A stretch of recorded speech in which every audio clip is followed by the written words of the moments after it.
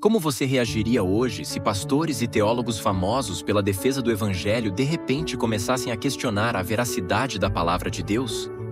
Talvez você não saiba, mas a Bíblia passou por uma onda de ataques desse tipo em um passado não muito distante. Há cerca de 200 anos atrás, uma tentativa de conceituados críticos da Bíblia alemães de desacreditar todo o Novo Testamento quase silenciou a cristandade no mundo todo. Eles argumentavam que das quase 5.000 cópias dos autógrafos originais disponíveis até então, nenhuma era anterior ao V século. Se isso fosse verdade, como continuar acreditando que 500 anos após a morte dos apóstolos, copistas pudessem ainda ter tido acesso aos originais para fazerem cópias? Seriam então nossas versões do Novo Testamento fruto de fontes posteriores desconhecidas, sem nenhuma autoridade? A questão era tão séria que, se não fosse dada uma resposta à altura, muitos cristãos começariam a se questionar se estavam de posse do verdadeiro evangelho deixado pelos primeiros discípulos de Jesus Cristo. Neste vídeo, você descobrirá como o Deus Todo-Poderoso usou esse novo ataque contra a autoridade da sua palavra para revelar ao mundo segredos há muito escondidos da humanidade. Ficará maravilhado com a história de Konstantin von Tischendorf, um jovem estudante alemão que não se conformou em assistir sem reagir a essa grande crise enfrentada pela Igreja do Senhor. Ele entendeu ser o chamado de sua vida partir à procura do mais antigo manuscrito original do Novo Testamento.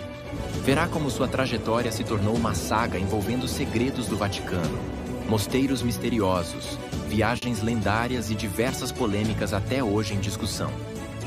Preparamos uma grande surpresa no final do vídeo para aqueles interessados em acesso a conteúdo exclusivo aqui do canal. Vamos à nossa viagem no tempo.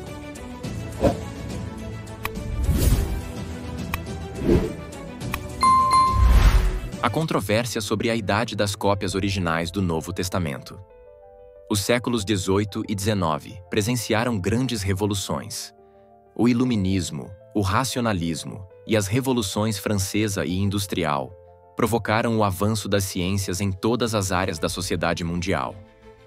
O homem e a razão pura tomavam de forma avassaladora o lugar de Deus e das Escrituras no centro do debate sobre o futuro do mundo.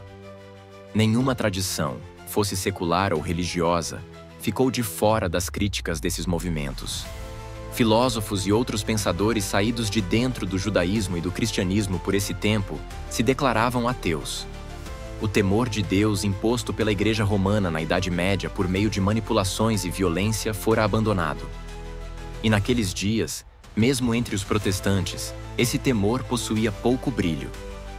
É nesse cenário que a Bíblia viria a se tornar alvo do mais perigoso ataque sofrido contra sua autoridade.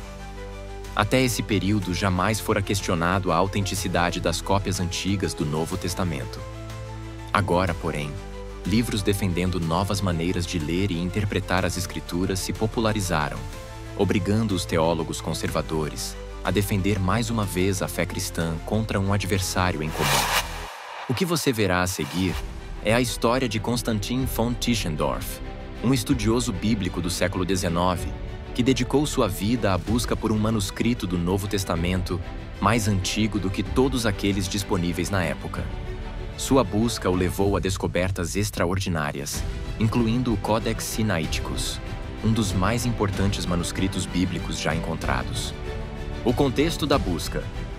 Tudo começou quando, no início do século XIX, a autoridade e autenticidade do Novo Testamento sofreu ataque na Alemanha. Teólogos renomados pareciam convencidos de que estavam servindo à causa da verdade, ao submeter as fontes da fé cristã à investigação crítica usando métodos científicos. O resultado foi, por exemplo, que o apóstolo Paulo foi considerado o autor de apenas 4 dos livros que levam seu nome, enquanto os outros eram considerados produtos de autores anônimos séculos depois. Muitas das histórias sobre a vida e o ministério de Jesus encontradas nos evangelhos foram rejeitadas como lendárias, e especialmente o Evangelho de João foi declarado uma fabricação datando de um período em que os fatos verdadeiros sobre Jesus há muito haviam sido esquecidos.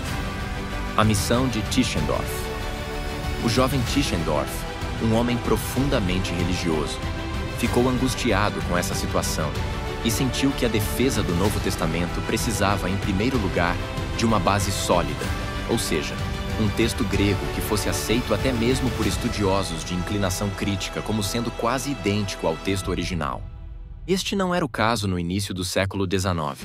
Embora mais de 4.000 manuscritos do Novo Testamento grego fossem conhecidos por existir em mosteiros e bibliotecas, eles eram principalmente cópias datando da Idade Média e contendo milhares de variantes. Por esse motivo, muitos estudiosos chegaram à conclusão de que não havia como descobrir o que os escritores originais da Bíblia realmente escreveram.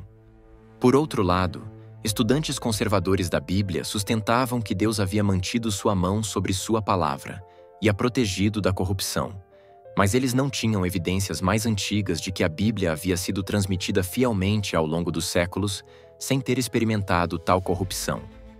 Os primeiros manuscritos. O mais antigo Novo Testamento grego disponível naquela época era o Codex Alexandrinus, simbolizado pela letra A, no Museu Britânico, que vários editores do texto grego do Novo Testamento haviam consultado desde que chegou à Inglaterra em 1627, e que havia sido totalmente publicado no século XVIII. No entanto, esse manuscrito data do século V depois de Cristo, portanto, ainda era um testemunho relativamente tardio do texto bíblico original quando se considera que os livros do Novo Testamento foram escritos durante o primeiro século. Além disso, o Codex Vaticanus, um manuscrito bíblico do século IV, estava na Biblioteca do Vaticano pelo menos desde 1481. Mas esse manuscrito nunca foi disponibilizado para estudiosos externos e ainda era inacessível para eles na metade do século XIX. Finalmente, a Biblioteca Nacional de Paris possuía um manuscrito bíblico fragmentado do século V, o Códice Ephraemi. No entanto, esse manuscrito aparentemente não tinha valor, pois era um palimpsesto, o que significa que suas páginas haviam sido usadas 2 vezes. Aconteceu que a composição original do Codex Ephraemi havia sido um texto da Bíblia grega, e isso havia sido posteriormente apagado e substituído por sermões de São Efrém da Síria. Tão completa havia sido a obra de apagamento que o diretor da Biblioteca Nacional de Paris havia dito que o homem mortal nunca seria capaz de decifrar esse códice. O desafio de Tischendorf. Torna-se evidente que Tischendorf tinha uma tarefa hercúlea diante de si em seu desejo de reconstruir o texto grego original do Novo Testamento, em vista do fato de que apenas cópias tardias da Bíblia estavam disponíveis para ele, e que milhares de manuscritos bíblicos conhecidos tinham que ser consultados e cotejados. Todos eles, com exceção do Codex Vaticanus, que permaneceu inacessível, foram produzidos depois que a fé cristã se tornou uma religião de Estado, e o texto bíblico havia atingido o que os críticos pensavam ser uma forma fixa, mas um tanto corrompida. Mas trabalhando dia e noite com todas as publicações de manuscritos disponíveis naquela época, Tischendorf publicou em 1840 a primeira edição de seu Novum Testamentum Graece, que era superior a qualquer Novo Testamento grego existente impresso, de modo que o bispo luterano Draeseke poderia chamá-lo de o fundamento da imortalidade literária de Tischendorf. Durante sua vida, 7 edições adicionais foram publicadas deste Novo Testamento grego, que por muitas décadas permaneceu à base de todo o trabalho acadêmico sobre o Novo Testamento. Mas como ele conseguiu esse feito? A descoberta do Códice Ephraemi. Tischendorf precisava localizar manuscritos bíblicos mais antigos do que os já conhecidos e publicar quaisquer que ainda não estivessem disponíveis para o mundo acadêmico. Como era impossível para ele ter acesso ao Codex Vaticanus, Tischendorf foi a Paris para examinar o Codex Ephraemi e ver por si mesmo se seria possível decifrar o texto grego subjacente que havia sido apagado, apesar do fato de que todo estudioso que havia posto sua mão nele havia declarado ser indecifrável. Ele viajou para Paris no outono de 1840 e recebeu permissão para estudar o manuscrito. Felizmente, Tischendorf possuía os olhos de uma águia e uma quantidade incrível de paciência que o serviu bem em seu trabalho de leitura e decifração de manuscritos antigos. Por mais de 2 anos, Tischendorf sentou-se em uma pequena mesa em frente a uma janela durante todas as horas em que a biblioteca estava aberta e decifrou os traços tênues dos antigos caracteres gregos. Letra após letra e palavra após palavra foram cuidadosamente examinadas, e todas as possibilidades foram testadas até que ele estivesse convencido de que sabia o que o texto original estava dizendo. Quando ele deixou Paris em 1843, ele carregava consigo uma cópia daquele valioso manuscrito bíblico do século V. A busca pelo Codex Sinaiticus. Na primavera de 1844, Tischendorf fez a primeira de suas 3 viagens ao Oriente Médio em busca de manuscritos antigos, chegando ao mosteiro de Santa Catarina no Monte Sinai, após uma viagem de 12 dias de camelo do Egito. Por que esse mosteiro isolado no deserto do Sinai o atraiu tanto? Porque era o único mosteiro cristão primitivo que, desde sua fundação pelo imperador Justiniano, em 530 d.C., não havia sofrido destruição, nem acidentalmente por incêndio, nem violentamente por atos de guerra. Portanto, Tischendorf raciocinou que cópias antigas de Bíblias manuscritas deveriam ter tido uma chance muito maior de sobrevivência nesse mosteiro do que em qualquer outro lugar.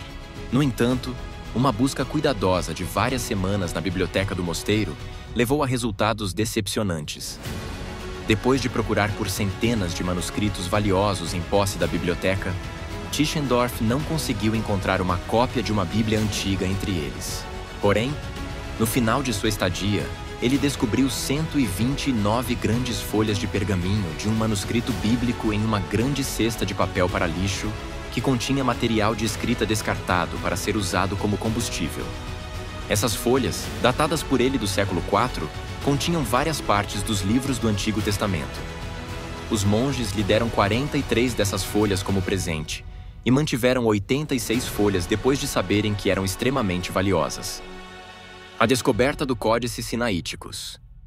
Depois de deixar o Monte Sinai, Tischendorf depositou essas 43 folhas do recém-descoberto manuscrito bíblico do século IV na biblioteca da Universidade de Leipzig e as publicou em 1846, sem revelar seu local de origem para evitar que alguém tentasse comprar as 86 folhas restantes.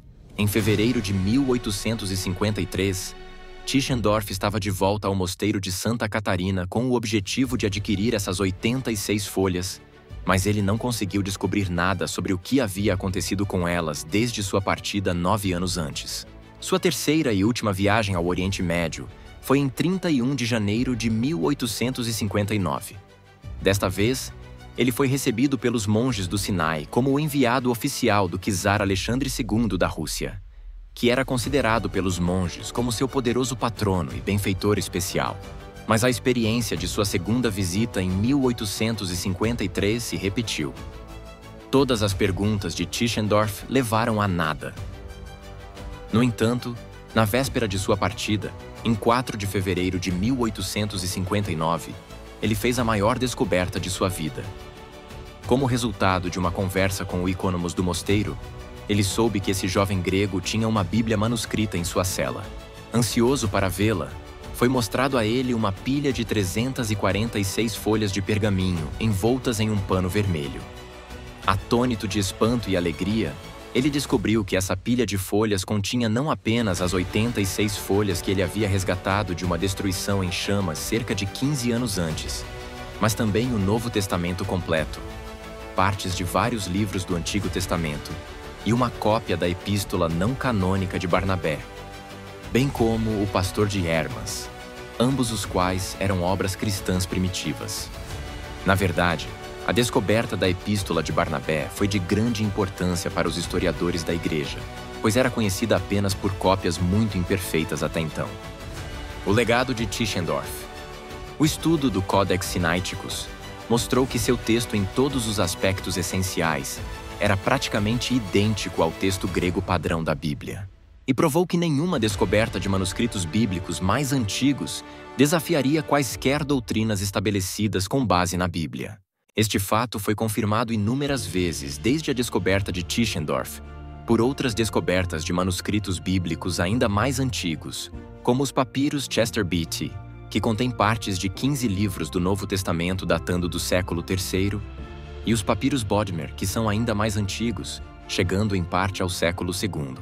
A publicação deste manuscrito do século IV, Codex Sinaiticus, não deixou de causar impacto também nas autoridades do Vaticano. não apenas estabeleceu Tischendorf como a autoridade incontestável sobre o Novo Testamento grego, mas também aliviou qualquer medo de que a publicação de manuscritos bíblicos antigos fosse prejudicial à Igreja ou a seus ensinamentos. O resultado foi que Tischendorf finalmente recebeu a cobiçada permissão para publicar o manuscrito bíblico mais famoso do Vaticano, Codex Vaticanus. Sua edição do Novo Testamento deste códice viu a luz do dia em 1867 sob o título de Novum Testamentum Vaticanum. Um ano depois, foi seguido por uma edição oficial publicada pelas autoridades papais. A pena versátil de Tischendorf continuou a produzir importantes edições e estudos textuais, até que o número de livros publicados durante sua vida atingiu 72. Quando ele se aproximou dos 60 anos e fez planos para outra viagem ao Oriente Médio em busca de mais manuscritos bíblicos antigos, além de uma viagem proposta ao Novo Mundo, um derrame pôs fim ao seu trabalho. Quando ele morreu em 7 de dezembro de 1874, um verdadeiro guerreiro cristão e um grande estudioso bíblico faleceu. Antes de começar sua busca, recompensada somente após uma vida inteira de resiliência, ele escrevera aos 27 anos para sua noiva: "Diante de mim está uma tarefa sagrada da vida, a luta pela forma original do Novo Testamento."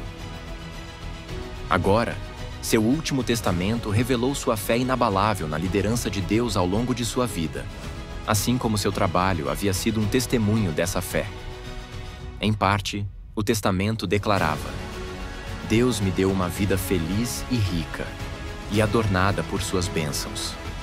O trabalho árduo e o trabalho duro foram meu destino, mas foi realmente precioso.